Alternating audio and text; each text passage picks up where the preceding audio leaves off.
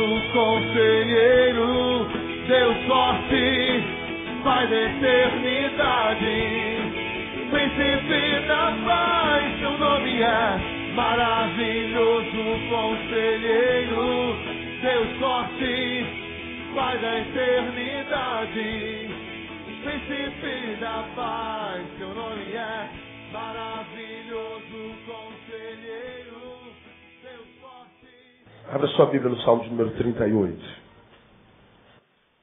Hoje eu vou fazer uma coisa que na oratória não é comum. Eu vou fazer uma introdução de um sermão que vai vender a imagem de um sermão maior do que o que de fato ele é. A gente aprende na oratória que a introdução de um sermão tem que ser a proporção do seu escopo. Eu não posso, na introdução, oferecer um produto como que fosse uma Ford Ranger. Não, a Ranger já passou, já está velha. Diga aí um carro bem modernão, um carão bonitão. Hein? Uma captiva. Não posso vender uma captiva, né? Apresentar uma captiva na introdução do sermão e depois, quando a gente entra no sermão, tem um Fusquinha 66. A gente oferece uma coisa da outra. Então, eu estou antecipando que eu vou fazer uma introdução e essa introdução vai parecer que a gente vai se aprofundar no assunto que eu introduzo, mas eu não vou me aprofundar no assunto que eu vou introduzir. Eu já falei sobre isso muitas vezes, vou falar outras vezes até o final do ano, a respeito do que a gente vê na vida de Davi no Salmo 38, que é um sentimento de amargura que veio após o seu pecado, que lhe roubou quase que de fato a alegria da própria vida. O livro dos Salmos é um dos livros mais ricos da Bíblia Sagrada e entre os Salmos, os 150, existem 7 salmos que são conhecidos como salmos de penitência. Salmos que foram escritos como penitência, ou digamos, de alguém que cometeu um pecado grave e que sofre as consequências desse pecado e que em função dessas consequências e no meio dessas consequências dolorosas, ele escreve as penitências. Então, o Salmo 38 é um dos salmos de penitência, os salmos penitentes. E revela um Davi que, a despeito de ser homem segundo o coração de Deus, é um homem segundo o coração de Deus, em profunda depressão, vivendo uma angústia de alma tão grande como aquela que aquele salmo que ele escreveu quando escreveu: torna a dar-me, Senhor, a alegria o quê? Da tua salvação. Já preguei sobre esse salmo aqui várias vezes. Torna a dar-me a alegria da tua salvação. Davi não tinha a ideia de que tinha perdido a salvação, ou que por causa do seu pecado Deus se afastou dele e riscou o seu nome do livro da vida. Não, ele acreditava, porque Deus não era igual a ele, Deus é maior do que ele, que a despeito do que ele tinha feito, Deus continuava amando-o, porque ele sabia que Deus não nos ama pelo que fazemos, Deus nos ama pelo que somos. Não há nada que a gente possa fazer que faça Deus nos amar menos ou nos amar mais. Eu posso cometer os mais hediondos cometimentos, os mais hediondos pecados, que Deus não vai me amar menos por causa disso.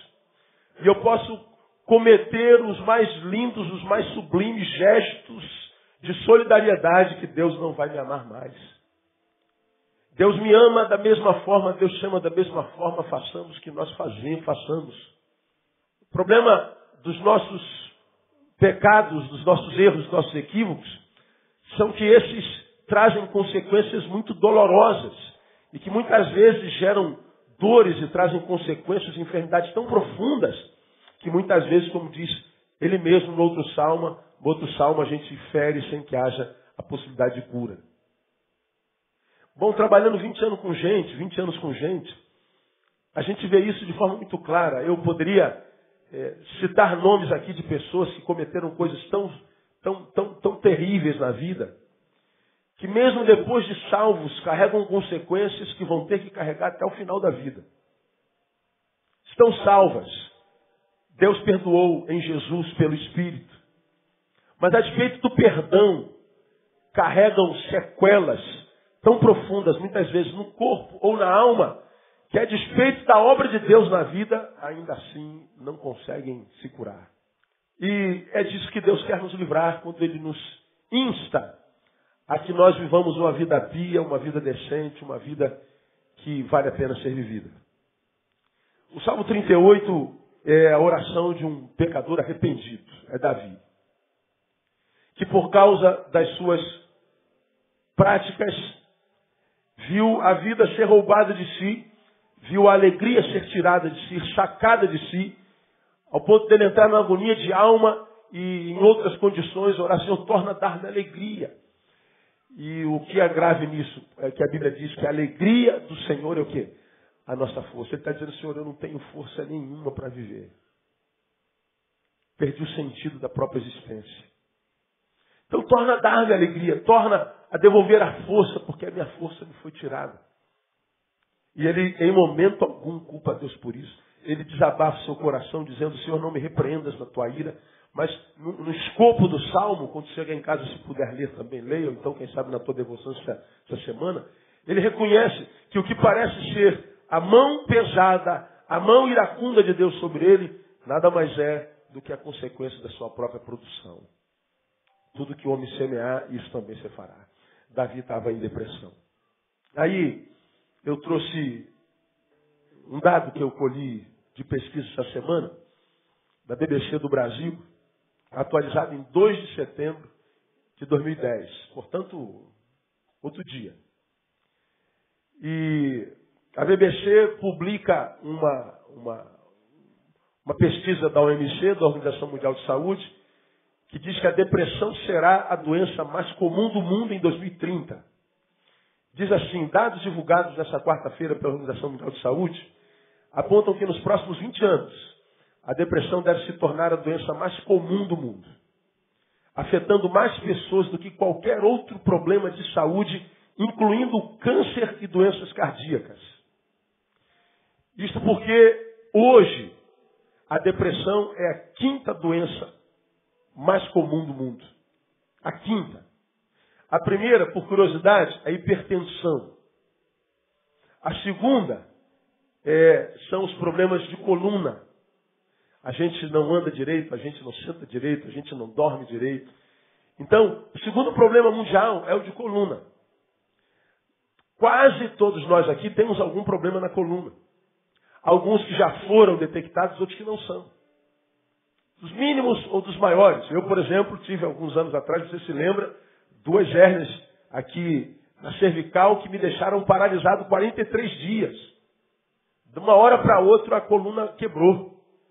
E aí fui lá ver nas ressonâncias magnéticas, eu tenho todo tipo de escoliose, todo tipo de tortura na coluna, tenho cifose, eu sou todo torto. Eu falei, meu Deus, eu não sabia que eu era tão doente da coluna. Então, essas dores que você sente aqui, ali, às vezes formigamento nos braços, a coluna é quase sempre o problema de tudo. Quase sempre. Então, o segundo problema comum na humanidade é a coluna. O terceiro, artrite e artrose. Vai chegando aos 30, meu amigo. Vai artritando tudo, não tem jeito. Tudo vai entrando em artrito, não é? Eu mesmo descobri artrite no ombro. Essa semana, cara, eu dormi, acordei com dor no ombro. Falei, pô, que dor é essa? Aí tomei um anti-inflamatório, não adiantou nada. Aí fui no ortopedista. Aí o cara tirou chapa daqui, chapa dali. E ele falou assim, Neil, você está com quantos anos? 44. Então, seu problema é velhice. Está amarrado, doutor, que é isso? Na sua idade, filho meu, não adianta. Então, vai tomar um anti-inflamatóriozinho, pá, não sei o quê. Falei, caramba, é uma coisa de louco, né? Artrite e artrose. Terceira doença comum no planeta. A 4ª, bronquite e asma. A 5ª, depressão. Aí eu falei, caramba, assim, eu estou bem avessa, né? Porque das 5 eu tenho 3. Coluna, artrite e bronquite. Só sofri aqui da hipertensão e da depressão, não é? Mas ainda há esperança para mim. Dificilmente pessoas morrem de coluna, dificilmente pessoas morrem de artrite, dificilmente morrem de asma. Mas a depressão, a partir de 2030, vai ser a primeira doença comum e hoje já é a que mais mata, tirando as doenças coronárias. É uma das maiores causas que produz suicídio. Quase todas as universidades estão fazendo congressos sobre suicídio. Por causa do grande índice. Suicídio, hoje, já entra nas vias de epidemia, como a depressão. Estou vendo ali a Rosângela, acadêmica de psicologia, me mandou um convite sobre o congresso que tem na UERJ, da UFRJ, sobre suicídio. Eu vou estar viajando naquela época. E esses congressos estão pululando o país inteiro por causa do bendito ou do maldito suicídio, que muitos deles são ocasionados por causa da bendita depressão, que em 2030 se tornará a doença comum. Coisa triste. Atualmente, mais de 450 milhões de pessoas são afetadas diretamente por transtornos mentais, e a maioria delas nos países em desenvolvimento, segundo a OMS. As informações foram divulgadas durante a primeira cúpula global de saúde mental realizada em Atenas, na Grécia. Então, mais de 450 milhões de pessoas hoje sofrem de algum tipo de problema de distúrbio mental, grande parte dela é a depressão também. Nós poderíamos chamar isso de uma epidemia silenciosa, porque a depressão está sendo cada vez mais diagnosticada, está em toda parte e deve aumentar em termos de proporção, enquanto a ocorrência de outras doenças está diminuindo. A pesquisa da OMS diz que os homens, os seres humanos, estão se dando conta de que precisam cuidar da coluna, que tem que dormir num colchão melhor, que tem que sentar direito diante do computador, estão malhando, estão fortificando os músculos para que possam aliviar um pouco a coluna. Então os problemas de coluna estão diminuindo, as pessoas estão tratando da artrite, da hipertensão. As doenças todas, em números mundiais, estão diminuindo, diferente da depressão que está evoluindo. Diz mais, a depressão tem diversas causas. Algumas delas, minorias biológicas. Mas parte dessas causas vem de pressões ambientais e, obviamente, relacionais. Então, a depressão ela tem várias causas, várias. Já falei sobre depressão, fiz estudos sobre depressão. Mas a OMS diz que dessa grande quantidade de gente depressiva, algumas delas têm depressão por fatores biológicos, hereditários, genéticos, sei lá, físicos, fisiológicos. Mas é a grande minoria. A maior parte é por pressões ambientais. Ou seja, são relacionais no lugar onde a gente trabalha, no lugar onde a gente congrega, na família dentro da qual a gente está e a gente está inserido, dentro da nossa sociedade, do que a gente vê acontecendo no fator social. Isso é o que está adoecendo cada um de nós. O que eu tenho pregado aqui, o fato de a gente ver alguém ser assassinado lá na favela do Cruzeiro, não significa dizer que o atingido por aquele assassinato foi só o morto, não. Aquela notícia do assassinato na Vila Cruzeiro, ou em Campo Grande, ou em São Paulo, ou em Manaus, ou seja lá onde for, a gente vê essa degradação social, essa desgraça, essa maldade, perversidade, a morte acampando e campando na nossa sociedade, essa quantidade de más notícias, ainda que não nos atinjam fisiológica, biológica, fisicamente, a informação entra em nós. Elas vão penetrando o nosso corpo, e vão além do corpo, vão até a nossa alma. E como nós temos pregado aqui, muitas vezes nós somos transformados num depósito de más informações, num depósito de informações malditas. Somos testemunhas oculares da perversidade da sociedade, e essas informações perversas vão se acoplando na nossa alma, nas paredes do nosso ser, e vão, depois de acopladas na parede do nosso ser, impedindo que quando as coisas boas entrem, toquem no nosso ser também, porque elas ficam entre as coisas boas e o nosso ser. É como se o nosso ser fosse o meu peito, aqui minha camisa, e as coisas ruins, elas entram em nós e ficam coladas em nós. Quando coisas boas acontecem, elas entram em nós, mas elas não conseguem nos tocar, porque nós estamos impermeabilizados pela coisa ruim. E aí você vê um fator muito interessante. Quando uma coisa ruim acontece na gente, ela fica reverberando em nós durante muito tempo. Mas quando uma coisa boa acontece, o prazo de validade é rápido. Saber que alguém falou mal de você, está fazendo mau juízo de você, está denegrindo você, isso te incomoda por semanas. Mas alguém, pô, fulano falou bem de você lá na faculdade, pô, isso dura só aquele tempinho. Você dá um sorrisinho, pô, você falou bem de mim, pô, que legal. Mas você não acorda amanhã pensando, falou bem de mim. Você não almoça pensando, falou bem de mim.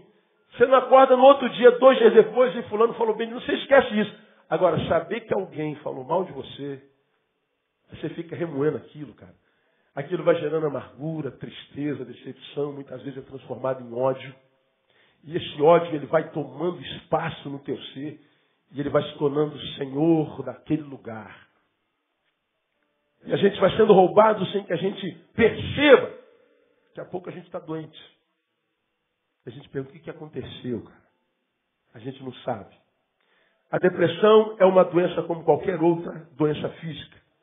E as pessoas têm direito de ser aconselhadas e receber o mesmo cuidado médico que é dado no caso de qualquer outra doença. Bom, isso é o que diz a OMS. Agora, qual é o problema da depressão? É que quando você tem depressão, aqueles que estão ao teu lado não conseguem entender. Fala assim, para de palhaçada, rapaz. Você de ser frouxo. Você não tem nada. Qual é a tua doença? Tem depressão, amor. Que depressão? Você para de palhaçada, rapaz.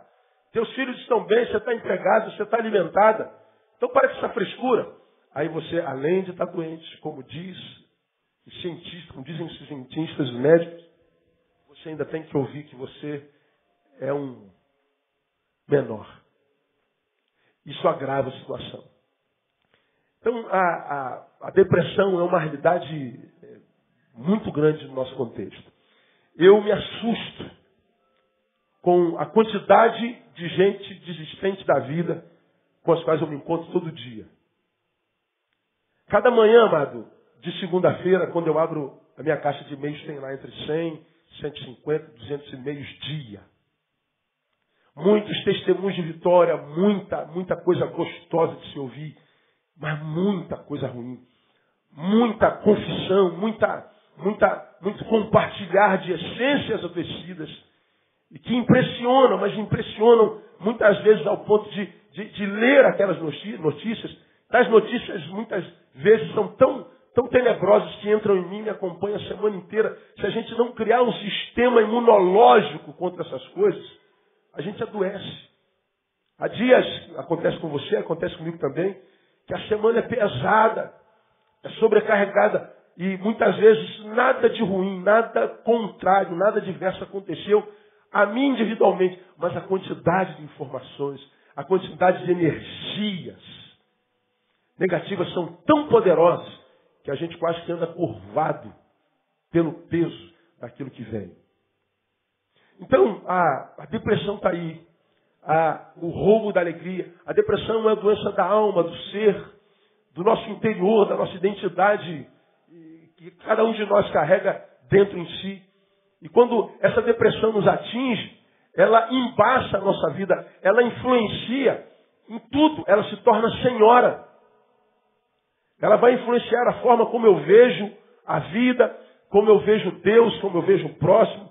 Ela vai influenciar no meu humor, ela vai influenciar na minha esperança, ela vai influenciar na minha relação com o passado, ela vai influenciar na minha relação com a vitória, com a derrota. Ela se torna senhora, ela nos domina e nunca nos compartilha com alegria e muito menos com esperança. Quando ela nos toma, ela acinzenta tudo. Ela tira o colorido da vida e a vida, que é um presente de Deus para nós, se transforma num fardo, se transforma num castigo. E a OMS está dizendo, estamos vivendo uma epidemia silenciosa. Isso me preocupa demais porque eu faço parte dessa sociedade que está adoecendo, portanto, eu posso entrar em depressão amanhã. Eu posso ser o próximo adoecido. Bom, se Deus colocou essa palavra no meu coração nessa noite, como eu sempre digo aos irmãos, Ele trouxe alguém aqui para ouvir, talvez só você e mais ninguém. Então veja, essa foi a introdução do meu sermão, e se eu ouvisse essa introdução, eu ficaria pensando assim, pô, pastor, agora vai dar uma aula de depressão. Pois é, por isso que eu falei que a introdução seria maior do que o escopo do sermão. Eu não vou dar uma aula de sermão. Se você quiser saber sobre depressão, entra no site da igreja, bota lá na procura em mensagens, como vencer a depressão. Acho que tem alguns estudos que eu já fiz aqui sobre depressão que pode abençoar a sua vida bastante. Mas eu queria nessa noite, bem rapidamente, tentar, no testemunho de Davi, detectar alguns focos de geração de tristeza em nós. Alguns focos que em nós podem fazer brotar essa tristeza, que se transforma em amargura, que de amargura se transforma em melancolia, e da melancolia pode se transformar numa depressão, e essa depressão pode transformar-se num transtorno de pânico, e esse transtorno de pânico pode nos adoecer completamente. Davi passou por isso, ele foi roubado. E os focos na vida de Davi são muito comuns. Então vamos detectar três focos que não são considerados, pelo menos um deles, pela ciência, mas que para mim são foco, que é foco produtor de tristeza e de depressão, sim. As outras duas, a ciência autentica. Mas a primeira delas, foco gerador de tristeza, primeiro é o que fez Davi escrever esse salmo. O cabeçalho desse salmo está escrito: a oração de um pecador arrependido. Então ele começa a falar das suas dores. Aí você vai lá no versículo 3, olha lá, versículo 3. Davi fala assim, uma alta análise: não há coisa sã na minha carne por causa da tua cólera, nem há saúde nos meus ossos por causa do que? Leia para mim. Do meu pecado. Então vamos entender a linguagem do hebreu. Ele acha, porque doente, que a razão da sua doença seja, quem sabe, você vai ver que isso muda no escopo do Salmo, que a sua doença tem a ver com o castigo de Deus. Até nós, mesmo nós, temos essa consciência. Eu estou sofrendo porque Deus está me castigando pelo pecado que eu cometi. Eu não creio que as minhas dores sejam sempre produzidas em Deus. Eu vou dizer mais, eu creio muito pouco que Deus castigue com dor alguém porque ele pecou. Por que eu acredito que Deus não precisa castigar alguém porque pecou? Porque o nosso pecado é uma semente que, sendo plantada, vai gerar frutos dos quais nós vamos ter que nos alimentar. Então, nem sempre Deus precisa nos castigar, porque as consequências do que nós produzimos já é um castigo em si. Tudo que o homem semear, o que diz a palavra, isso também ceifará. Quanto do que nós semearmos nós vamos colher? Tudo. Tudo. É o que a Bíblia diz pela boca do apóstolo. Tudo, nem o que você semear, tudo. E mais, tudo que sai de mim é semente. Tudo que eu produzo no caminho é semente. Jesus diz que de cada palavra, por exemplo, cada palavra que sai da minha boca, ele diz lá em Mateus, eu vou dar conta a Deus. De cada palavra. E ele diz que na minha boca há uma língua que tem poder, porque ela pronuncia a palavra, de gangrenar, de incendiar um grande bosque. Ele está dizendo que na minha boca há poder para que eu incendeie, ou seja, para que eu destrua tudo que a vida ou Deus me deu. A palavra diz que a vida e a morte estão no poder do quê? Da língua. Então você tem poder de matar e de gerar vida. Por isso que Jesus diz que de cada palavra que a gente pronunciar, a gente vai dar conta. Por que a gente vai dar conta? Porque nenhuma palavra que a gente solta se perde no ar. Elas caem na terra, elas são sementes. E mais, se eu estou pronunciando palavra, eu estou pronunciando palavra para algum ouvido que está dentro de mim. Porque quando a gente começa a falar sozinho, ou a gente está muito ruim, ou a gente está ficando doido. Geralmente, quando a gente pronuncia a palavra, tem alguém diante de nós para ouvir. E ele está dizendo que essa palavra que eu pronuncio, ela cai numa terra chamada outro. E essa palavra, dela vou dar conta, e essa palavra vai transformar-se numa árvore, numa produção, num fruto, que eu vou ter que colher amanhã, mais cedo ou mais tarde. Talvez não através dessa pessoa que me ouviu, mas alguém, tantos anos depois, que viveu algo parecido, vai descontar em mim isso que eu descontei em alguém.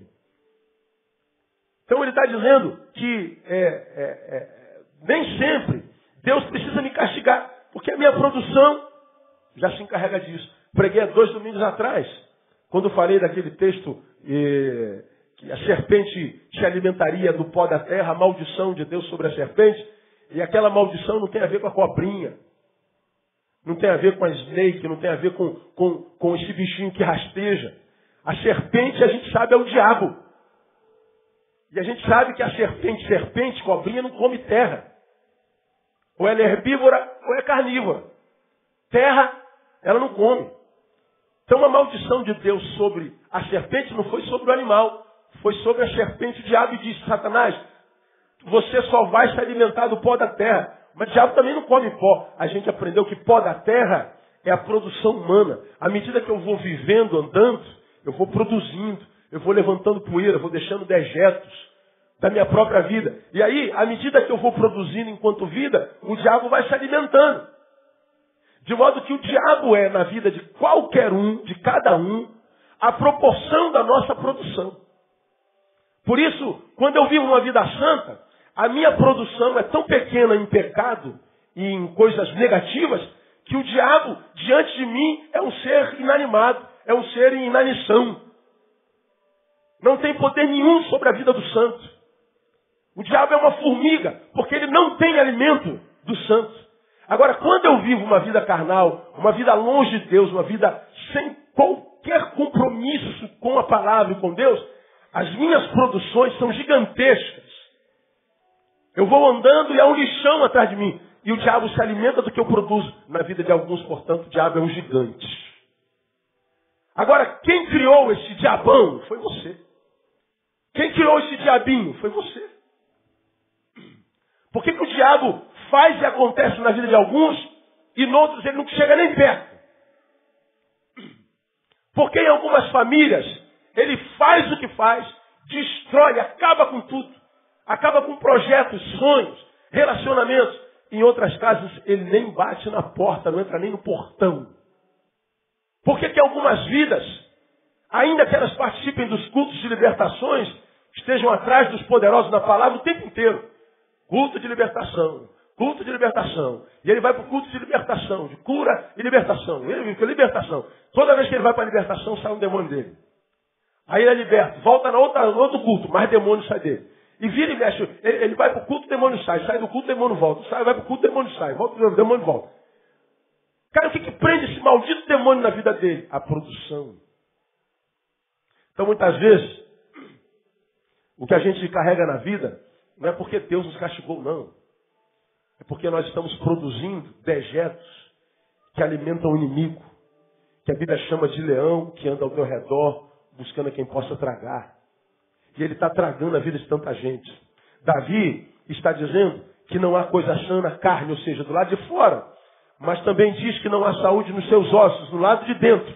E ele diz por quê? Por causa do meu pecado. Portanto, escuta o que eu estou te falando, meu irmão.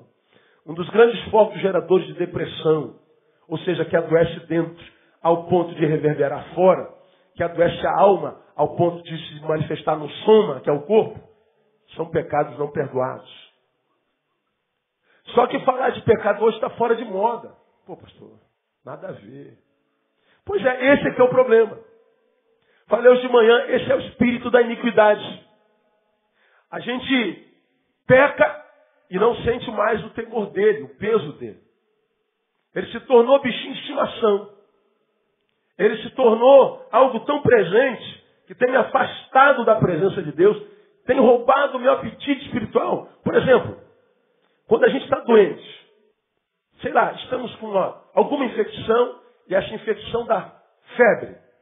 Um dos primeiros sintomas, quando a gente está doente febril, qual é? Falta de quê? De apetite.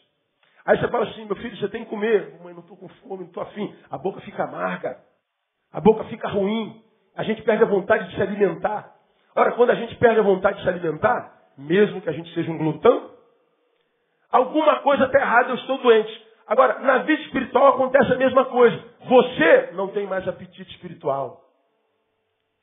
Você tem a Bíblia em casa, na qual você se alimentava constantemente. Hoje ela está lá como eu costumo brincar, uma brincadeira de mau gosto. Você olha para a Bíblia e diz, estou contigo e não abro. Agora, você não foi assim sempre.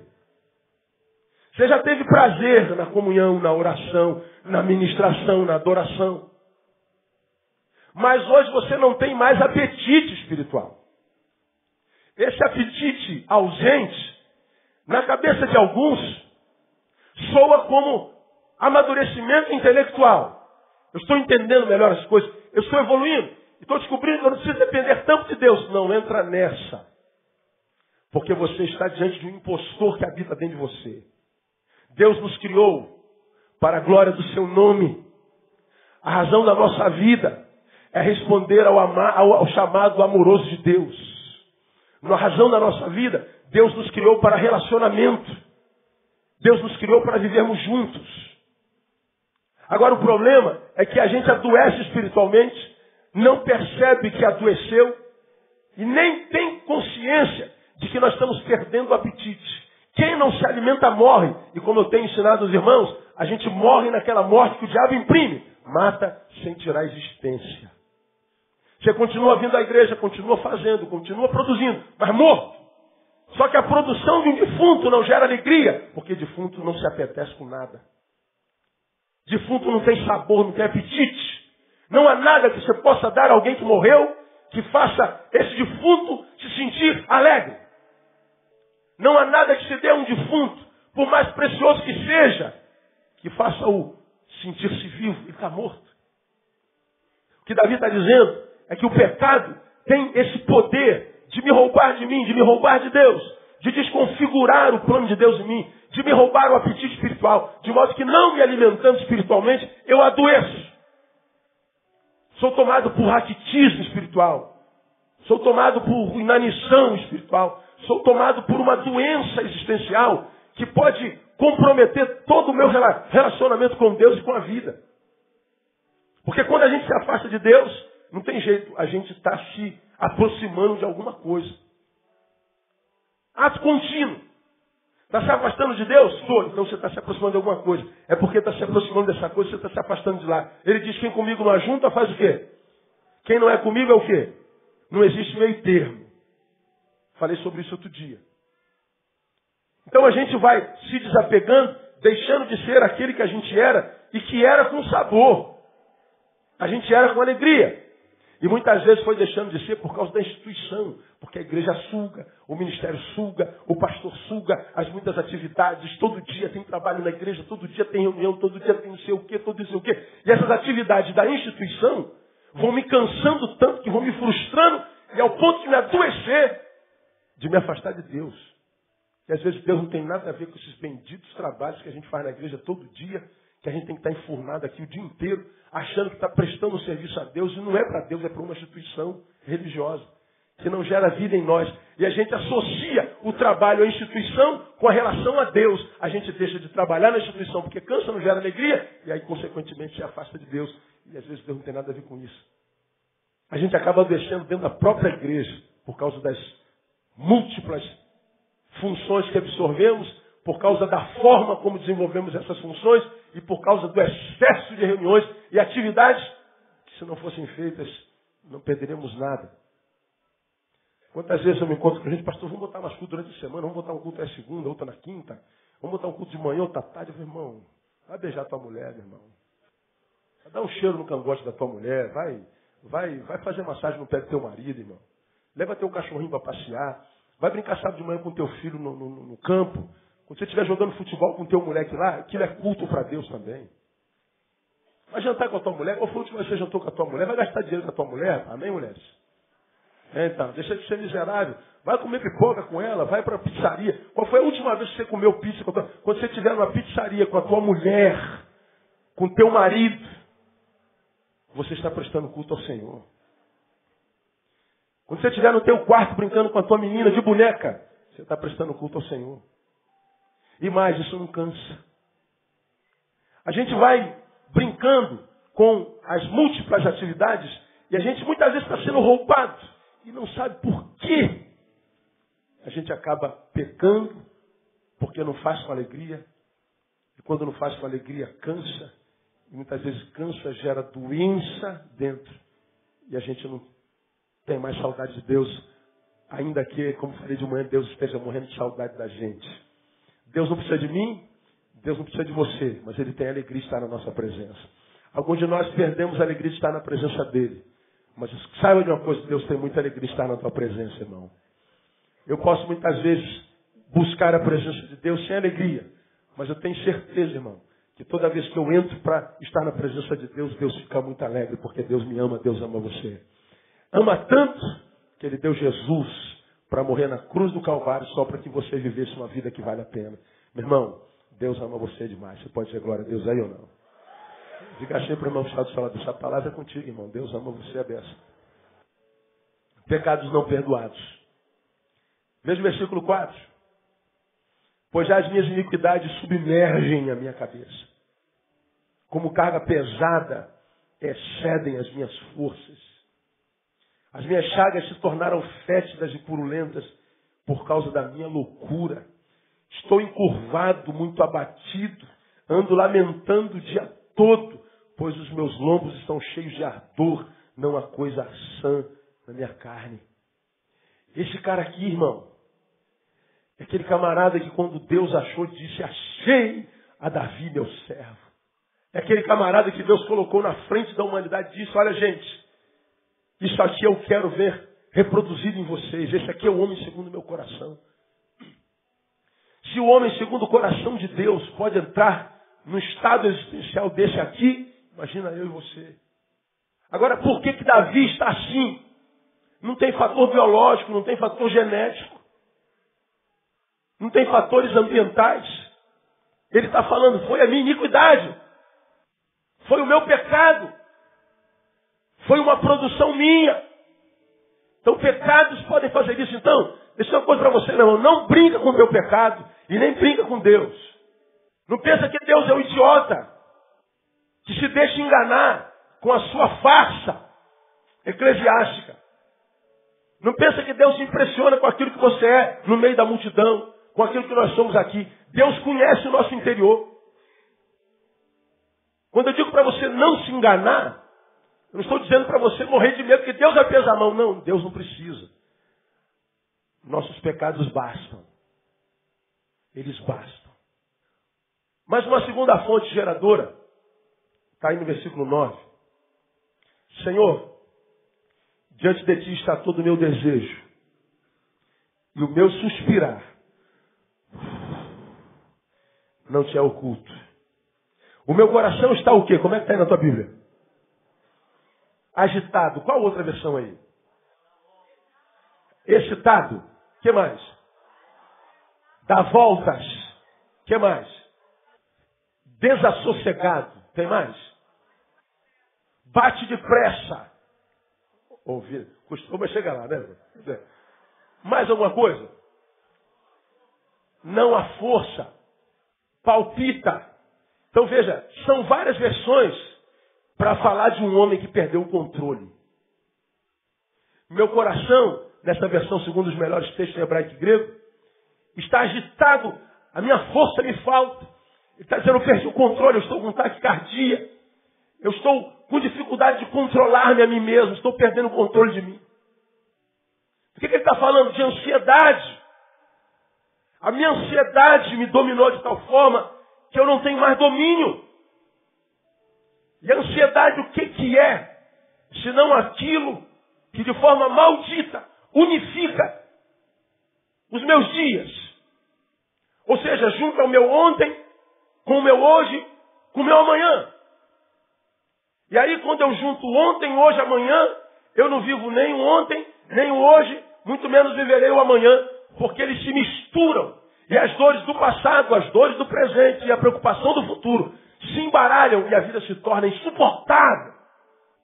A ansiedade traz o passado enquanto culpa, traz o futuro enquanto preocupação. E quando o passado culposo e o futuro preocupante contaminam como um vírus o meu hoje, eu não vivo hoje. Se eu não vivo hoje, como eu posso me preparar para amanhã? Quando a ansiedade me toma, eu vou me tornando um ser incapaz de viver. Eu me torno alguém que me torno incapaz de celebrar, de reter o que a vida tem para mim no hoje. Por quê? Porque quando, preguei sobre isso aqui outro dia, se eu não me engano, quando o que Deus preparou para mim hoje, chega a mim hoje, me procura no hoje e eu não estou no hoje, eu estou envolvido com o passado. Eu estou envolvido com a preocupação do presente.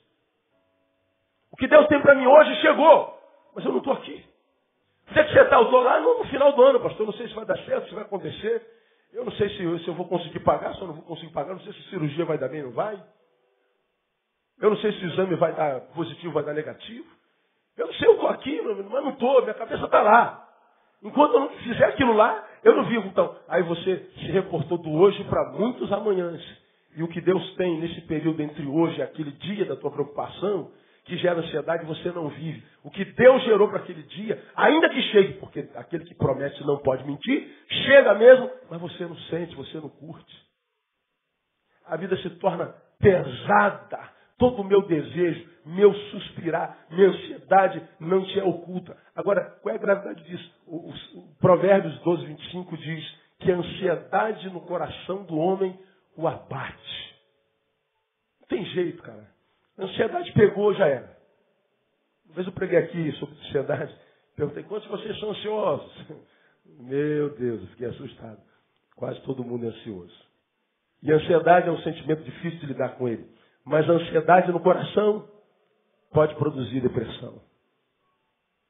E essa ansiedade com a qual você ainda não aprendeu a lidar, pode fazer de você um daqueles que adoecerão nesse período que a OMS diz.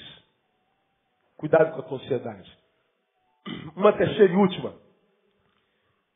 Causa geradora de tristeza, foco gerador de tristeza, está aí no versículo 11. Os meus amigos e os meus companheiros afastam-se da minha chaga. E os meus parentes se põem o quê? À distância. Os meus amigos e os meus parentes, diz Davi, me abandonaram. O que gera depressão? Solidão, abandono. Deixa eu perguntar para você. Você tem um amigo, cara? Você tem alguém para quem você possa abrir teu coração de fato, de verdade? No meio desses 7 bilhões de seres humanos que tem na Terra, existe alguém com quem você pode ser de fato, de verdade? Alguém que possa te ajudar a dividir as cargas? Lembra das más notícias que vão impregnando o nosso ser, vão impermeabilizando a nossa alma, de modo que quando as coisas boas chegam, batem nela, mas não chegam até a gente e vão se correndo. Essas coisas que entram em nós, se nós não as tratarmos, compartilharmos, porque elas se transformam em medo, elas se transformam em complexos, geralmente de inferioridade, elas se transformam em insônia, elas se transformam em transtornos de toda ordem. Nós vemos na sociedade que cada dia conhece um transtorno novo. Todo dia a gente aprende na psicologia, nos canais, um transtorno novo. É assustador, cara. Agora, esses transtornos são produzidos pelo quê? Essas coisas que estão tatuadas em nós. Quem são os amigos? Os amigos são aqueles com quem a gente retira isso da gente e compartilha com ele. O amigo é aquele com quem a gente pode dizer, cara, alguma coisa foi tatuada no meu coração que está me desequilibrando. Antes estava andando em pezinho, mas agora eu estou andando curvado. Eu não estou conseguindo me aprumar. Alguma coisa está me desequilibrando. Alguma coisa está mexendo nas minhas emoções. Alguma coisa está mexendo com meus sonos. Eu não consigo mais dormir. Eu não consigo mais me alegrar com nada. Eu não consigo mais ter esperança. Eu não consigo sonhar. A visão que eu tenho de mim é muito negativa. Alguma coisa está acontecendo. Pois é, compartilhar isso já é começar a dividir a carga. Quando a gente divide a carga, a gente está dizendo, eu estou preparado para mais uma milha. Estou preparado para mais um período, para mais um instante da minha vida. Agora, Davi está dizendo, eu adoeci por dentro e por fora. Portanto, o que ele praticou dentro produziu coisas fora, que fez com que seus amigos e parentes se afastassem dele. E ele está dizendo que esse abandono produz uma solidão que está agravando a sua adversidade, que está alimentando a sua depressão, está alimentando a sua tristeza. E esse sentimento transformou Davi no que alguns anos eu preguei e chamei de um bom morredor. Você vai lembrar disso aqui. Davi, se você ler esse restante de salmo, você vai ver, ele está muito mal. Ele se tornou um bom morredor. Eu falei para vocês sobre isso alguns anos atrás. Tem o bom morredor e o mau morredor. O mau morredor é aquele camarada que está com câncer.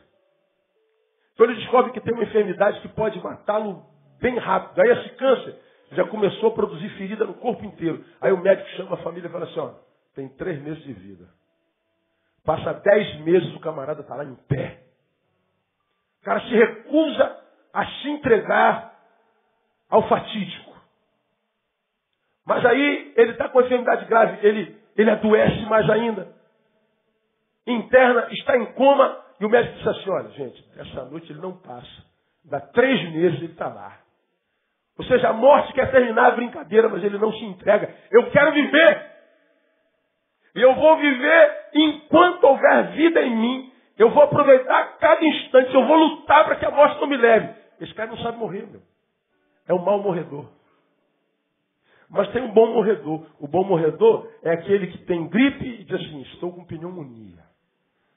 Orem por mim. Ai, meu Deus, estou com pneumonia. É aquele que está com pneumonia e ele diz assim, meu Deus, é tuberculose. Ele vai aumentando tudo. Se ele está com tuberculose, ele fala que é tuberculose, é câncer de pulmão. Gente, estou com câncer de pulmão. O cara é um bom morredor. No princípio de qualquer processo, ele já vê o processo fatal. No start de qualquer processo, ele já coloca um ponto final. Ele é um bom morredor. Está sempre pronto para morrer. Davi se transformou nisso. Alguns de nós somos assim. A gente amplifica tudo. Eu tenho sentido dores na minha barriga desde março. Fiz a endoscopia, nada. Imaginei que a minha gastrite tinha voltado. Aí eu fiz o exame endoscópico, aí não deu nada. Fiz a ultrassonografia, nada. E a dor me matando.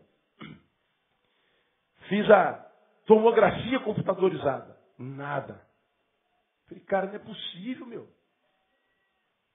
Pastor, então só pode estar no intestino. Porque o intestino é o único órgão gelatinoso que se tiver alguma coisa não aparece nesses exames, só pode ser o intestino. Então eu vou passar uma colonoscopia. Ele está amarrado. Mas não tem jeito, a gente quer sobreviver, né?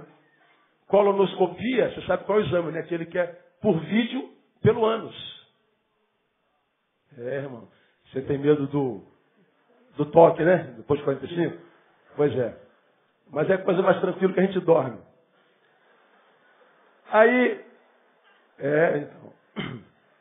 Eu costumo brincar com todo respeito. O único perigo desses exames é do cara gostar. Se não gostar, não há problema nenhum. Não é o meu caso. Agora, olha a produção. Quando eu fui no proctologista, ele pergunta assim, Neil, tem caso de câncer na família? Não. Já evacuou sangue nesses dias? Não. Perdeu peso? Dá peso, eu perdi muito. Mas também estou malhando, doutor. Fiz uma reeducação alimentar, estou na unção de Nabucodonosor, eu como mato. E não sei como é que eu vou engordar. Não, então fique tranquilo. Aí não tem caso de câncer na família. Não evacua sangue. Mas eu só estou emagrecendo. Então vou passar uma colonoscopia. Eu falei, pô, cara, olha, a cabeça começa. Ô Jesus, tá massa. Ai, Jesus tem poder. Ai, Jesus, será que eu estou com câncer? Ai, Jesus, tem misericórdia. Esse ser que habita em nós, que é o bom morredor, já começa a produzir doença mortal. Aí a gente tem que lutar contra esse bom morredor que está em nós. Que pode ser uma aftazinha lá no intestino, que foi o meu caso. Uma coisinha mínima, quase que não capta.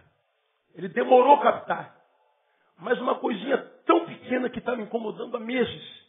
Ele falou, Neil, isso aqui é um anti-inflamatório específico. Tem que tomar ele. Aí, batata. Mas, dentro de nós, seja nós quem formos, o mais sábio, o mais santo, o mais inteligente, o mais tolo, o mais inútil, o mais ignorante. Todos nós somos seres viventes. Dentro de nós aparece um mau morredor ou um bom morredor. Então, porque o médico perguntou, tem caso de câncer na família? Não tem. Está evacuando sangue? Não. Está emagrecendo? Estou. Falei, Jesus amado, o que é isso? Aí é câncer essa desgraça. Né? Mas não tinha como. Mas dentro de nós aparece um bom morredor que faz de uma afta um câncer intestinal. Dentro de nós existe alguém que amplifica as nossas adversidades, e esse alguém em nós amplifica as adversidades para que nós não nos culpemos, porque nos entregamos a ela covardemente. Não, eu estou caído, estou quebrado, eu estou entregue, eu estou derrotado, mas olha o tamanho do meu problema. Só que esse tamanho desse problema, quem criou foi você. E muitas vezes na coletividade entra, como alguns entram aqui. Tem pessoa que entra aqui que a gente já sabe que está mal.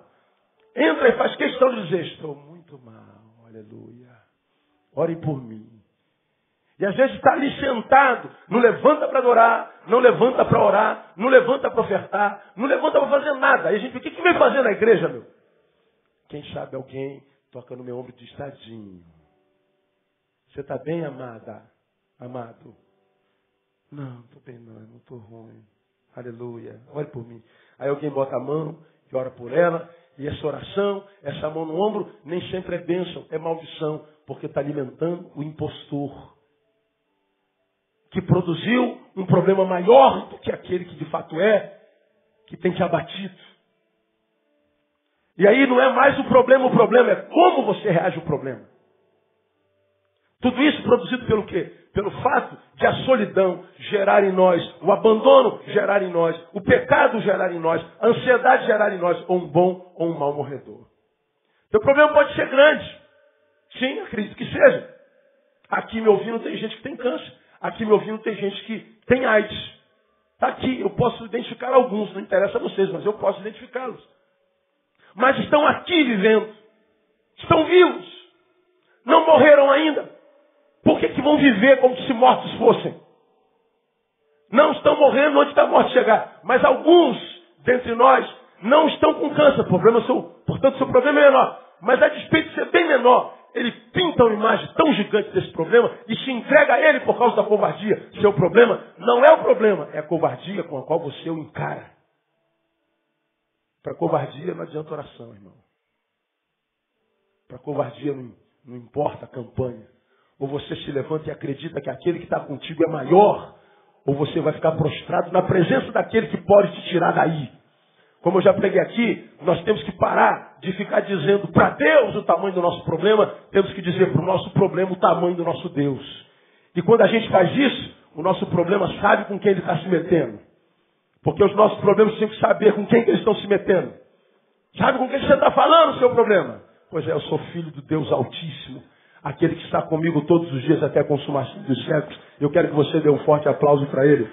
Em nome de Jesus.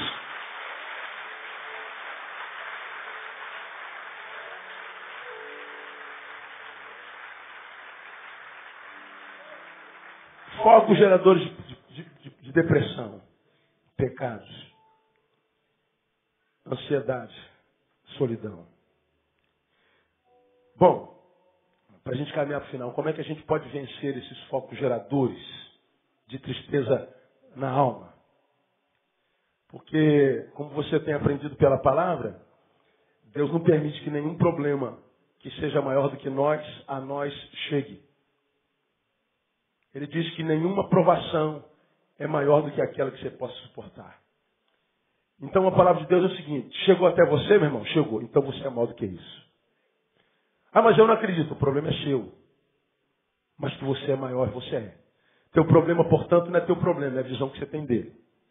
Porque o que Deus ensina quando diz que não vem provação, que seja maior do que a gente possa suportar, Ele está dizendo, você, se chegou até você isso, você é maior do que isso. Então você só precisa acreditar. Então eu queria que você me ajudasse, que não está ao seu lado, ó. Você é maior do que isso aí. Ele sabe do que você está falando. Ele sabe do que você está falando. Você é maior. Mas pastor, você não conhece o meu problema. Eu não conheço. Mas eu conheço o Deus que você serve. E o Deus que você serve não fala besteira, não joga conversa fora. Se Ele falou que você é maior É porque você é maior. Acabou. E nós somos o resultado da nossa fé, irmão. Nós somos aquilo que a gente acredita ser. Então você pode vencer esse negócio aí. Como é que eu venço o pecado? Diante do pecado, como é que eu me posturo? Por exemplo, Davi nos ensina, lá no versículo 18. Confesso a minha iniquidade. Entristeço-me por causa do meu pecado. Olha que coisa interessante. Iniquidade é a comissão do pecado sem sentir.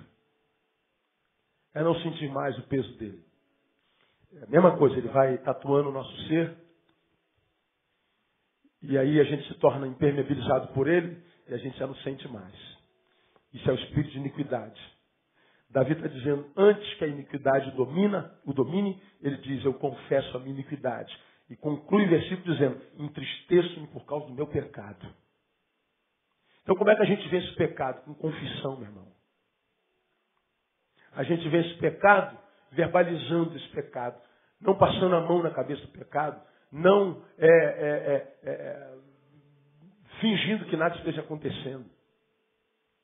Ele verbaliza, ele desabafa, ele entra em contrição, mas ele afirma uma contrição não cínica. Uma contrição verdadeira, porque há muitas pessoas hoje que querem deixar o pecado sim, só que simplesmente fazendo o quê? Deixando para trás. Como quem diz, vamos pôr uma pedra sobre esse negócio. Não se põe pedra sobre o pecado. Você não tem com quem confessar, e às vezes não temos mesmo. Temos que entrar no quarto e nos ajoelhar e falar do Senhor, do pecado que tem nos afastado dele. Mas pastor, ele não já sabe? Sabe. Só que ele quer saber se você sabe também. Ele quer saber se você sabe do quanto esse pecado tem produzido coisas ruins em você. É como, eu preguei já sobre isso aqui, você se lembra de tudo que eu prego, eu repito tudo que eu prego. É como quem tem um filho único e você está na sala vendo televisão e escuta a louça toda caindo lá na cozinha. Quebra tudo. Aí tu chega na cozinha, não tem ninguém lá. Aí pela porta dos fundos, tu ouve os passinhos. Aí tu chega na sala de volta, ele está lá vendo televisão. Aí o pai fala assim, quem foi que quebrou aquilo lá na sala? Ele, tô nem aí, não é comigo não. Ô Joãozinho, o que foi aquilo lá? O que, mãe? Você passou na cozinha agora? Eu? De jeito nenhum. Bom, não tem gato. Não tem cachorro em casa. Tá você e ele. Você sabe que ele estava mexendo na geladeira. Não tem fantasma. Não foi você? Quem foi? Foi o Pestinha. Né? Só que você quer que o Pestinha, claro que não é Pestinha, diga assim, mãe, foi eu, me perdoe. Mãe, eu fui pegar um copinho, a senhora lava, né? Isso acontece só lá, aqui não acontece isso. Tem onde bota a louça, como é o nome daquele negócio que bota a louça lavada? Escorredor. Aí tu vai criando uma pilha, né? Panela, copo, vidro. Aí tu quer aquele copo lá de baixo. Ai, Jesus. Poxa, meu copo predileto, não tem isso? Isso não acontece aqui, isso é da história que eu estou contando. Você gosta de tomar café naquela xicarazinha, igual eu? Tem uma xicarazinha assim que eu falei, puxa vida. Às vezes eu desisto do café, cara, eu tomo na rua. Ou às vezes não, você quer tirar, aí tu vai, se eu tirar esse aqui, eu boto a mão assim por trás. Aí o moleque foi fazer isso. Tirou uma, foi tudo embaixo. Aí se ele chega e fala assim, mãe, puxa vida, eu fui pegar aquela... Não tá bom, meu filho, eu não entendo. A mãe sabe que foi ele, mas a mãe quer que ele confesse. A mãe quer que ele mostre personalidade, caráter. Cometeu um erro, mas não foi contaminado pelo erro que cometeu. Cometeu um erro, mas não chegou na alma. Confissão. Salmo 68, 18. Se eu tivesse guardado iniquidade no meu coração, o Senhor não me teria ouvido. É o mesmo cara, é o mesmo Davi. Então, eu acredito que, diferente de como me ligou uma mãe outro dia, pastor, minha mãe, minha filha é de uma igreja tal, e ela cometeu um pecado e o pastor quer botar ela na frente da igreja para ela confessar o pecado e todo mundo vai julgar ela. Eu falei, meu Deus do céu, cara, mais um caso desse. Não, porque na igreja tem que haver confissão de pecado. Pois é, mas como é que eu vou confessar pecado publicamente se um monte de vocês estão cometendo o mesmo pecado? Estão no mesmo equívoco, estão mais longe de Deus do que a menina.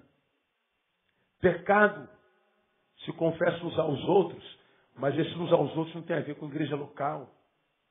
Tem a ver com aqueles 2 ou 3 reunidos em meu nome. Quando ele fala de 2 ou 3 reunidos em meu nome, ele não está dizendo que só está se houver 2, não 1. É que ele sabe que no meio de uma multidão como essa, não estão todos reunidos no nome dele. Quem sabe no meio de uma multidão dessa existem 2 reunidos no meio dele, em nome dele. Então quando você for confessar, não confesse para todos. Tente achar os 2 que estão reunidos no meio, no nome dele. E se não achar, fale com Deus no quarto. Porque Deus é mais humano do que a maioria dos seres humanos que a gente conhece. Diante das ansiedades, Davi ensina, 21 e 22. Não me desampares, ó Senhor. Deus meu, não te alongues de mim, apressa-te em meu auxílio, Senhor. Minha salvação. O que ele faz? Ele toma atitude de oração. Ele olha para cima, fala com Deus, deságua diante dele suas ansiedades e faz como Paulo ensina em Filipenses capítulo 4, em tudo sejam conhecidas diante de Deus as vossas petições. Ele está ansioso pelo que vai acontecer. Ele está dizendo, Senhor, eu quero colocar tudo na tua mão porque eu não posso fazer nada a respeito do amanhã. Eu não posso acrescentar meio centímetro de altura à minha estatura. Eu não posso ter ingerência nenhuma sobre o meu passado. Eu não posso mudar absolutamente nada a respeito do que não é e futuro não é, não existe. Eu não tenho como interferir no meu amanhã e no meu ontem. Então me ajuda a viver apenas o que eu tenho. Tudo que eu tenho é hoje. Isso é uma questão disciplinar. Pedir a Deus todo dia isso, irmãos. Escuta o que eu vou falar para você. Eu falo diante de Deus. Eu estou com a mão sobre a palavra. Eu não conheço o que é ansiedade. Esse é um sentimento que não me acompanha.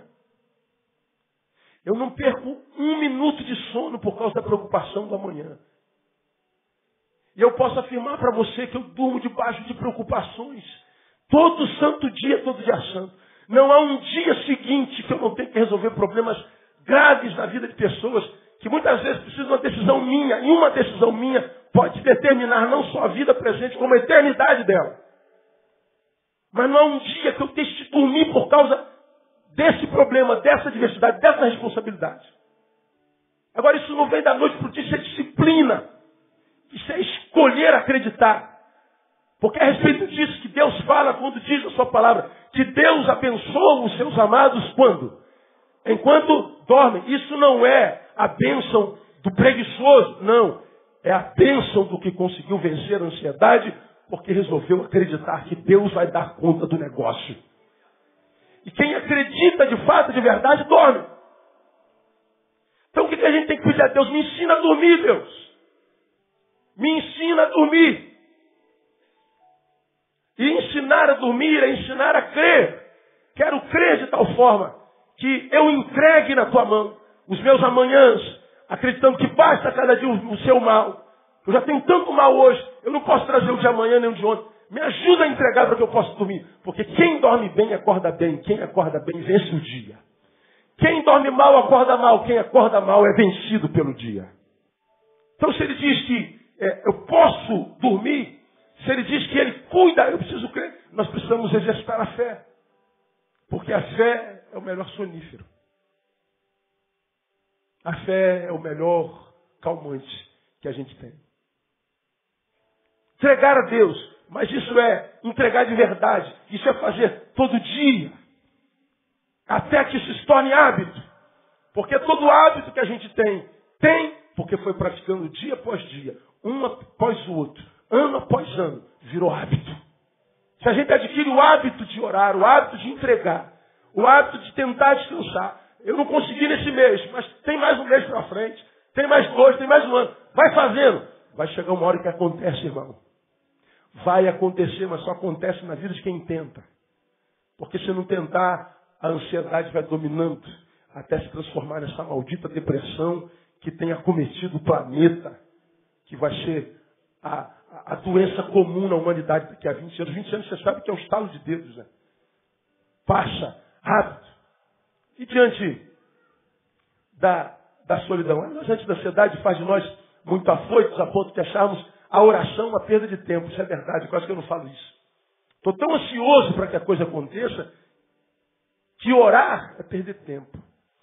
Aí eu escrevi aqui, ó, a melhor forma de ganharmos tempos na vida é gastarmos tempo com Deus. Repita comigo para a gente gravar. A melhor forma de ganharmos tempo na vida é gastarmos tempo com Deus. Essa é a grande verdade. E digo mais, quem não tem tempo para Deus, ficará sem tempo para si. Repita comigo, quem não tem tempo para Deus, fica sem tempo para si. Então diga para o irmão que está ao seu lado, você precisa gastar mais tempo com Deus. Concorda comigo, igreja? Amém ou não? Se a gente gasta tempo com Ele, a gente tem tempo para tudo. Quando a gente não gasta tempo com Ele, não tem tempo para nada.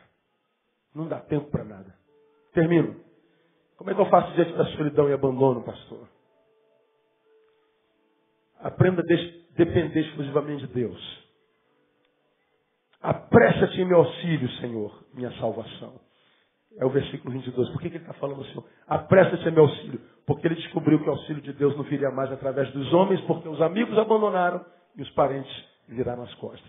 Então ele está dizendo, eu preciso aprender a depender mais de Deus. Bom, de um lado, a Bíblia diz, não é bom que o homem esteja só. De um lado, a Bíblia diz, quem anda sozinho busca seu próprio interesse, portanto é egoísta. Insurge-se contra a verdadeira sabedoria, portanto é burro. Não dá para viver sozinho e evoluir. Quem não se envolve, não se desenvolve. Não dá para andar sozinho. Por outro lado, a gente vai em 2 Timóteo capítulo 3, diz que os homens do tempo do fim, para mim é esse, são mentirosos, detratores, amantes de si mesmos, mais amigos de Deus que amigos de Deus, caluniosos, violentos, desobedientes a seus pais. De um lado diz andar só não pode, mas as companhias estão quase que insuportáveis. E aí a gente cria os adagios, antes só do que mal acompanhado. Às vezes é mesmo. Agora, se eu não consigo achar companhia, a solidão é a minha companhia, eu preciso na solitude buscar a Deus. Quando não estiver fazendo nada, que esse nada seja produtivo. Lembra que eu preguei sobre isso aqui? O que você faz quando você não está fazendo nada? A solidão gera em nós muito tempo, sem nada fazer. O que Davi fez? Quando não fazia nada, clamava ao Senhor. Dependia de Deus. Nós precisamos aprender a depender mais de Deus. Transformar nossa dor em escola. Transformar as adversidades em incubadora. Transformar as nossas contrariedades em universidades de formação existencial. Nós precisamos aprender, cara. Ou a gente aprende ou a gente sofre. Como disse Augusto Cury, a vida é uma escola, mas ensina pouco para quem não sabe ser discípulo. Ou a gente se transforma em discípulo e aprende com tudo, porque as placas de Deus estão em todo lugar, ou a gente vai passar pela vida sofrendo, nasce e morre sem viver. Deus criou você para viver, meu irmão, e mais. Ele disse, eu vim para que você tenha não só vida, mas vida com abundância. Agora, a depressão rouba essa abundância de vida em nós. E os focos geradores que a gente viu em Davi, pecado, cuidado com os teus. Ansiedade, ela mata. Solidão, não brinque com ela. Precisamos de amigos, irmãos.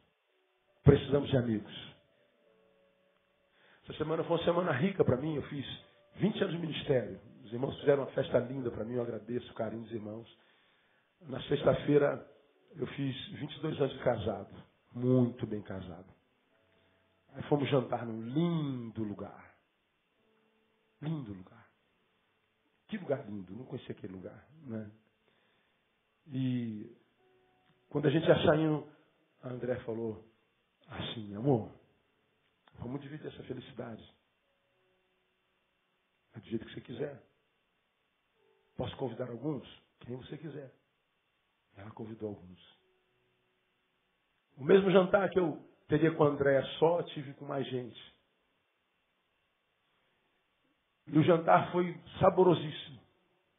Mas aquela gente que estava sentada à mesa foi o mais saboroso de tudo. Pessoas nos enriquecem. Pessoas trazem sabor à nossa vida. Ainda que algumas nos empobreçam e nos adoeçam. E eu não posso desistir de outras por causa dessas algumas. Nós precisamos de gente. Nós precisamos de amigos. E eu sei, irmão, que se Deus está ministrando essa palavra, muitos de vocês, alguns de vocês, ou alguém dentre vocês, precisavam ouvir isso. Essa tristeza não pode ser tratada como algo de só menos importância. Ele está amando você nessa noite, dizendo, filho, você pode vencer isso aí. Pecado confessando a Ele. Alguns pecados não se confessam mesmo. Não há gente capacitada para ouvir. Essa é uma geração que perdeu a capacidade de ouvir. Mas Deus está lá tão humano quanto mais humano dos seres humanos que nós conhecemos.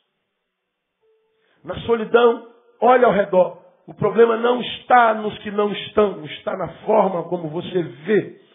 Elias entrou numa caverna e pediu para si a morte e disse, só eu fiquei. Não, Elias. Ainda existem 7.000 que não dobraram o joelho. Teu problema é divisão, Elias. Sai dessa caverna. Nosso problema é divisão. Tem gente boa aí, irmão. É que você não se envolve. Termina o culto, vaza. Antes de terminar, sai correndo. Como se estivesse lidando com gente tuberculosa. E às vezes o melhor do culto é o final do culto. O melhor do culto é o que acontece depois do culto. De repente tem gente olhando para você que já está amarradão em você. Mas quando acaba, puf, ninja, puf, joga fumaça. Caraca, não dá para chegar na mulher de jeito nenhum. Não dá para chegar no cara. O cara é ninja, meu. Pô, cara. Não vai casar nunca, meu filho. Calma, cara, devagar. Deus trabalha com quem tem pressa, não. O problema é divisão. Tem muita gente boa, irmão. Muita gente boa. E na ansiedade, conscientizar-se racionalmente. Você não pode fazer nada sobre o amanhã se não acreditar que o Deus que a gente serve é o Deus de todos os amanhãs. Eu estou aqui no hoje, não tenho nenhuma ingerência sobre amanhã. Agora Deus não, olha. Aqui, ó. Passado, presente, futuro. Deus está de cima, vendo passado, presente e futuro.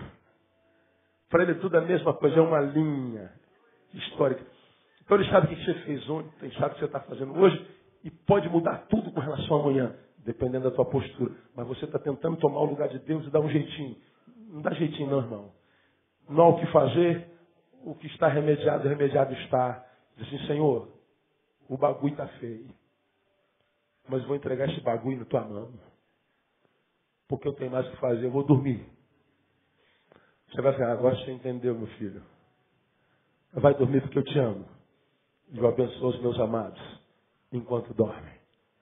Diga, irmão, que está falando, vai dormir, irmão. Aplauda o Senhor bem forte.